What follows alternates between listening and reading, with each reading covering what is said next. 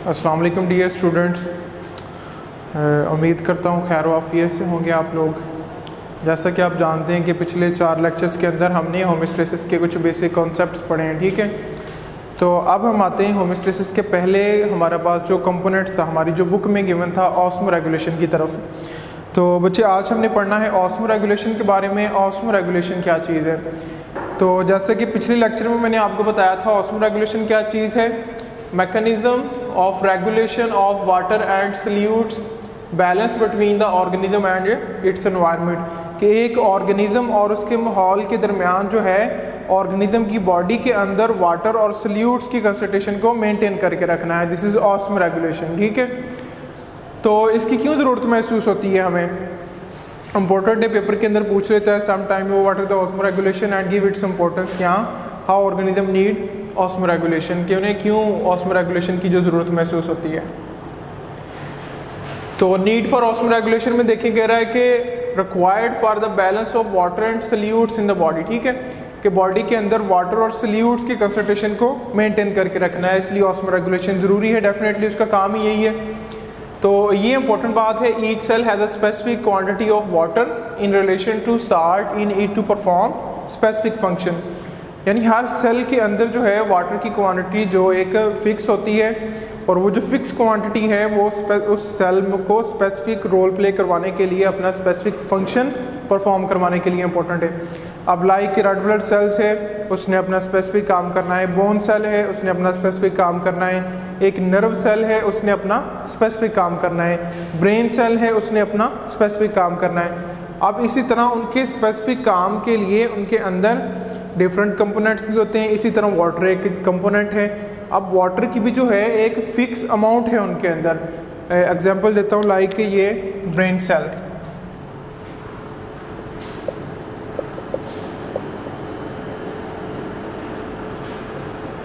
- 85% water. इसी तरह bone cell,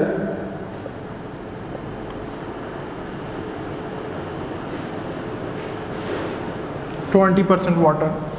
brain cell के अंदर जो है 85% वाटर, बोन सेल्स के अंदर 20% वाटर है।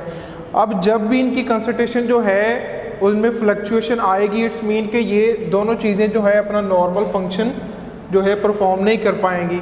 जो ब्रेन सेल्स हैं वो भी अपना जो फंक्शन नहीं परफॉर्म कर पाएंगे, बोन जो है वो भी बोन सेल जो है उनको नहीं बना पाएगी। तो इसीलिए जो ऑस्मो रेगुलेशन है उसने क्या करना है कि इनकी जो फिक्स अमाउंट है 85% ब्रेन सेल्स, 20% बोन सेल्स, इनको फ्लक्चुएशन से महफूज रखती है। यानी ब्रेन सेल्स को 85% से ज़्यादा नहीं जाने देती, 25% को यानी वो उसे बदलने देती, ना अप जाने देती है ना ही डाउन आने देती है।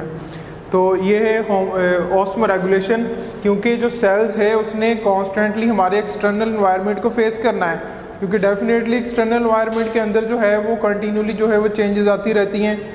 तो उन चेंजेस से बचने के लिए ऑस्मो रेगुलेशन जो है अपना रोल प्ले करता रहता है, वाटर और सल्यूट को मेंटेन करके रखता है।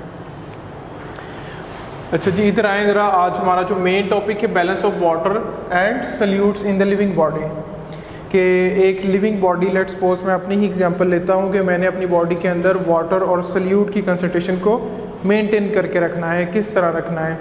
वाटर ज़्यादा हो गया फिर भी मसला हो जाएगा, वाटर कम हो गया डिहाइड्रेशन फिर भी इशू है, सल्यूट कहीं ज़्यादा हो गया, सल्यूट कम हो गया तो फिर भी हमारे लिए ये मसला होगा। तो इसके लिए 3 तरह की टर्म्स इंट्रोड्यूस करवाई हैं इधर।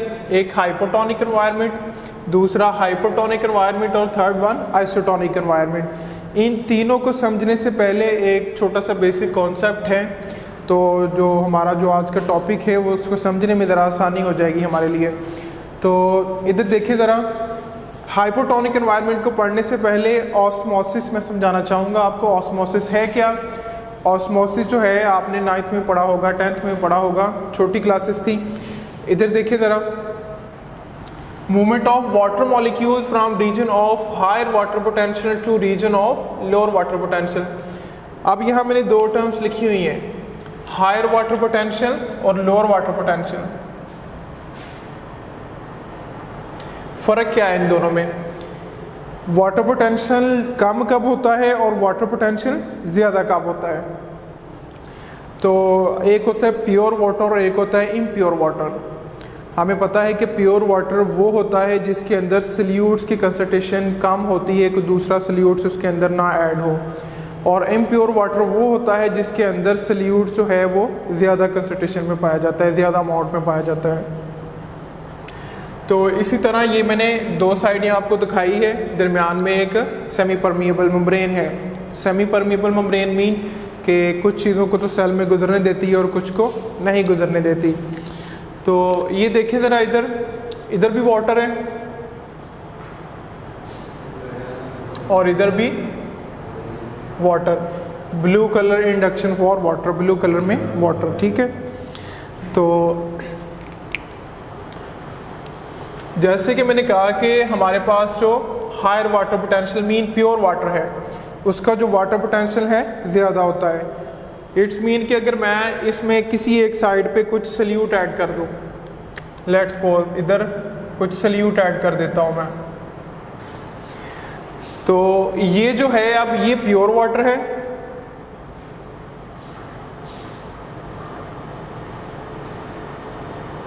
इम्प्योर वाटर, और ये साइड आपके पास प्योर वाटर।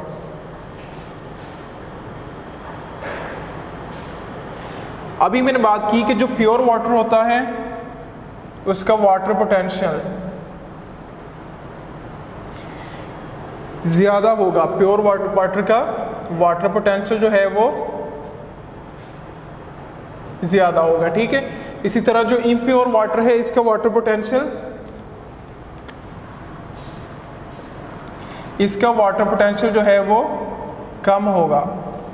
अब आपने मुझे बताना है कि जो पानी जो है, पानी किधर मूव करेगा, ए से बी की तरफ या बी से ए की तरफ। अब देखें कि इधर तो हो गया ये वाटर पोटेंशियल कम है इस साइड पे, और इधर जो है ये वाटर पोटेंशियल ज़्यादा है। अकॉर्डिंग टू डेफिनेशन कि movement of water molecule from region of higher water potential to region of lower water potential, तो ज़्यादा जो हायर वाटर पोटेंशियल है ए साइड है हमारे पास, तो लो वाटर पोटेंशियल बी साइड है। इट्स मीन के ए से जो है वो वाटर मूव करेगा बी की तरफ। तो ये ऑस्मोसिस है। ऑस्मोसिस के लिए कंडीशन क्या है कि हम एक पार्शियल जो परमिएबल मेम्ब्रेन है उसका होना ज़रूरी है, उस मेम्ब्रेन के यानी जो दरमियान जो है वो ऑस्मोसिस हो सकती है। ऑस्मोसिस के लिए कंडीशन ही यही है कि मेम्ब्रेन इनके दरमियान होनी चाहिए। तो ये जो है डेफिनेटली ये भी ऑस्मोसिस, ये हाइपोटोनिक एनवायरनमेंट, हाइपोटोनिक एनवायरनमेंट और आइसोटोनिक एनवायरनमेंट। तो अब हम चलते हैं hypotonic environment. Just like same condition है ये भी। देखिए ज़रा, कह रहा है कि if the external environment has lower solute concentration. सबसे पहली बात कि अगर जो एक्सटर्नल एनवायरनमेंट है उसमें कह रहा है कि लोअर सल्यूट कंसंट्रेशन है as compare to internal environment. Simple बात कह रहा है कि जो बाहर वाला माहौल है उसमें सल्यूट कंसंट्रेशन जो है कम है, ठीक है।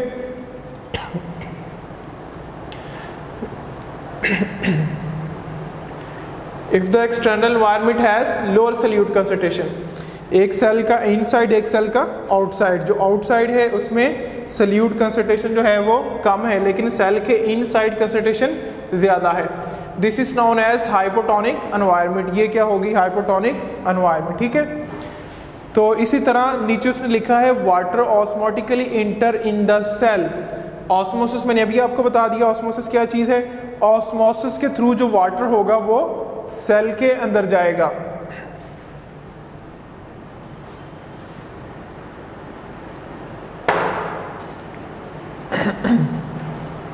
तो जो वाटर है वो ऑस्मोटिकली सेल में चला जाएगा। ऑस्मोसिस मीन कि यहाँ वाटर पोटेंशियल की वजह से। तो कह रहा है कि cell solution become diluted due to the endosmosis. तो जो सेल सोल्यूशन है वो डिल्यूट हो जाएगा किस वजह से? एंडोऑस्मोसिस की वजह से। यहाँ से आपने गौर से समझना है, ये सेल है हमारे पास, लेट्स सपोज कोई भी सेल है, रेड ब्लड सेल्स है। ये सेल का इनर है, इनसाइड, और ये आउटसाइड है। ये एक्सटर्नल एनवायरनमेंट है। एक्सटर्नल एनवायरनमेंट के अंदर जो सल्यूट है वो लोअर कंसंट्रेशन में है। तो ये सेमी परमिएबल मेम्ब्रेन है जैसा कि हमने पहले उधर बात की है। और जो सेल का इनसाइड है हमारे पास, उसमें कह रहा है कि हायर सल्यूट कंसंट्रेशन, सेल के इनसाइड पे सल्यूट कंसंट्रेशन क्या है, ज़्यादा है, लेकिन सेल के बाहर जो सल्यूट कंसंट्रेशन है वो क्या है, कम है। तो अब यहाँ भी एक कंडीशन बनी है, जस्ट सेम ऑस्मोसिस के अंदर जो कंडीशन बनी थी कि एक तरफ जो है वो वाटर पोटेंशियल कम है और एक तरफ वाटर पोटेंशियल क्या है, ज़्यादा।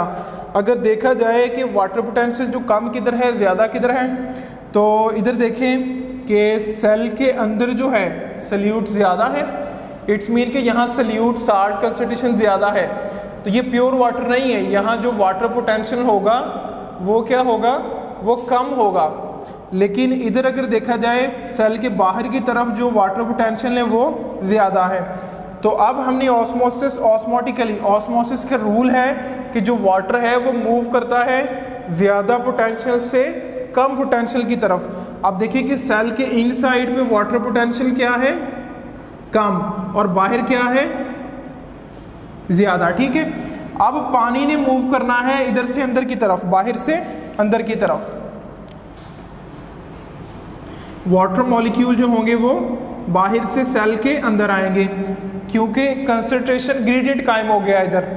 Water molecule move from region of higher concentration toward region of lower concentration. ठीक है, अब बाहर से वाटर अंदर आना शुरू हो गया और इसका रिजल्ट क्या निकलेगा हमारे पास, cell become turgid.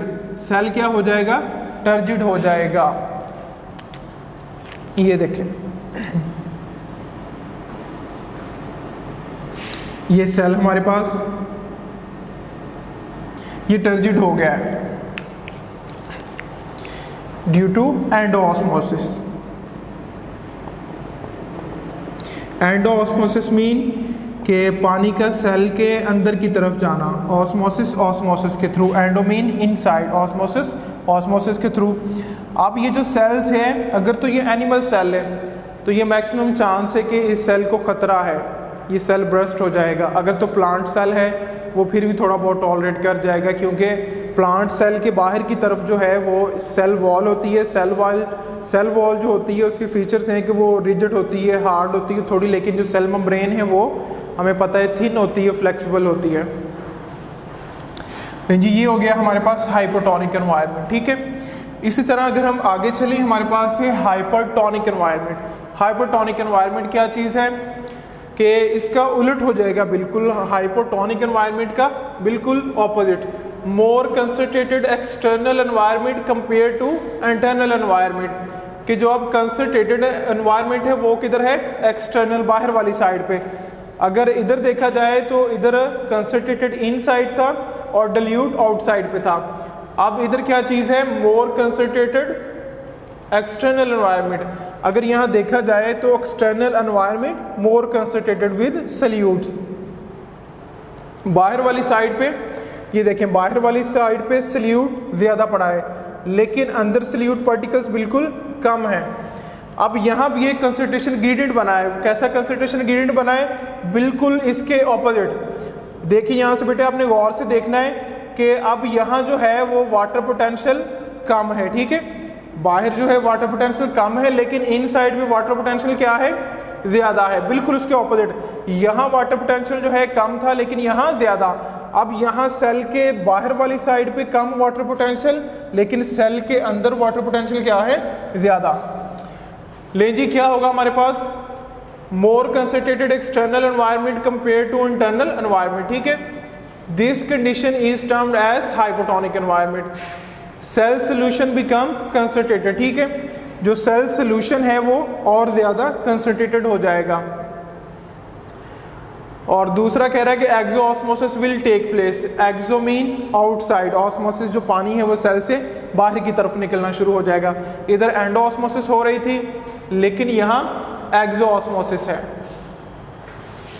Shrinkage of cell due to loss of water. ठीक है, अल्टीमेटली जब सेल का पानी बाहर निकल जाएगा तो जो सेल होगा वो श्रिंक हो जाएगा, अपना जो स्ट्रक्चर है उसको मेंटेन नहीं रख पाएगा। ये देखिए ज़रा इधर, ज़्यादा कंसनट्रेटेड एक्सटर्नल एनवायरनमेंट है, मीन के यहाँ से यहाँ पे जो वाटर पोटेंशियल है हमारे पास, ये क्या हो गया, इधर देखिए वाटर पोटेंशियल ज़्यादा था, अब इधर वाटर पोटेंशियल क्या हो गया, कम, तो यहाँ वाटर पोटेंशियल क्या हो जाएगा, ज़्यादा। ठीक है, अब यहाँ से सेल के अंदर से पानी बाहर मूव करेगा। ठीक है, मूवमेंट ऑफ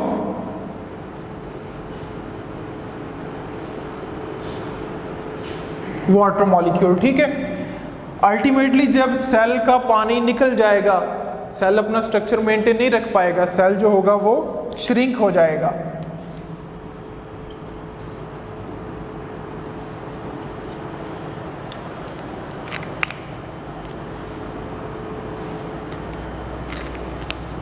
तो उसमें बिल्कुल थोड़ा बहुत जो है वाटर और बिल्कुल थोड़ा सा जो है वो सल्यूट जो है वो रह जाएगा। तो इस तरह का जो सेल है ये भी एनिमल लाइफ के लिए ज़्यादा ख़तरा है, ये भी सर्वाइवल की तरफ कोई अच्छा निशान नहीं है। तो लिहाजा इसके लिए बिल्कुल जो आइडियल कंडीशन है वो हमारे पास आइसोटोनिक है। आइसोटोनिक क्या चीज़ है, external environment has same solute concentration as external environment, यानी अब सेल के अंदर की तरफ भी और सेल के बाहर भी तरफ भी जो सल्यूट कंसंट्रेशन है वो बिल्कुल एक जैसी होगी। यानी अगर आप हाइपोटोनिक के अंदर देखें, एक साइड पे सल्यूट ज़्यादा एक तरफ कम, हाइपोटोनिक के अंदर भी देखें एक तरफ पे सल्यूट कम और एक तरफ सल्यूट जो था वो ज़्यादा था, लेकिन आइसोटोनिक के अंदर ऐसा नहीं है। ज़रा देखें इधर कि यहाँ ये इनसाइड ये आउटसाइड, तो ये वाटर सल्यूट पार्टिकल अगर देखें, सल्यूट को काउंट करें 1 2 3 4 5 6 7 ऑलमोस्ट 10 सल्यूट पार्टिकल इनसाइड पे और 10 सल्यूट पार्टिकल आउटसाइड पे। इट्स मीन के सेल के अंदर भी और बाहर भी जो सल्यूट कंसंट्रेशन है वो एक जैसी है। अब ना तो जो वाटर होगा वो एंडो ऑस्मोसिस के थ्रू सेल के अंदर जाएगा, ना ही एक्सो ऑस्मोसिस के थ्रू पानी जो है वो सेल से बाहर निकलेगा। अल्टीमेटली कह रहा है कि cell remain in normal state, जो सेल है ना ही वो टर्जिड होगा और ना ही वो श्रिंक होगा। कह रहा है कि this is ideal condition for sale, तो ये सेल के लिए एक आइडियल कंडीशन है। तो एग्जांपल देता हूँ छोटी सी आपको कि आपने पेशेंट लाइक डायरिया का पेशेंट है, उसकी बॉडी में डिहाइड्रेशन यानी पानी की कमी हो जाती है, तो समटाइम डॉक्टर हजरात क्या करते हैं कि वो उसके ब्लड के अंदर जो है एक सोल्यूशन बना के इंजेक्ट करते हैं, लाइक ड्रिप चढ़ा देते हैं उसको। किस तरह के वो जो सोल्यूशन है वो आइसोटोनिक सोल्यूशन है, ना ही वो हाइपोटोनिक है ना ही हाइपोटोनिक है।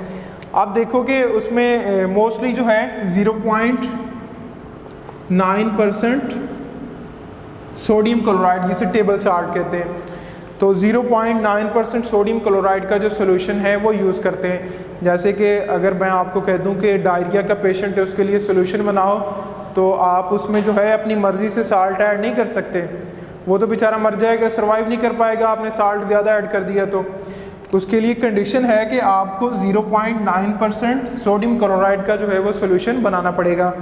तो ये बिल्कुल आइडियल कंडीशन है, सेल जो है अपनी नॉर्मल हालत में रहता है, ना ही सेल टर्जिड होता है ना ही वो बिल्कुल श्रिंक होता है। तो ये हमारे पास ऑस्मो रेगुलेशन के बारे में बच्चे थोड़ा सा बेसिक कॉन्सेप्ट थे ऑस्मो रेगुलेशन के बारे में। आगे हम पढ़ेंगे डिटेल से प्लांट्स में और एनिमल्स में। अब तक के लिए इंशाल्लाह इतना ही, तो अगले लेक्चर में इंशाल्लाह मिलेंगे। तब तक के लिए थैंक यू, अल्लाह हाफ़िज़।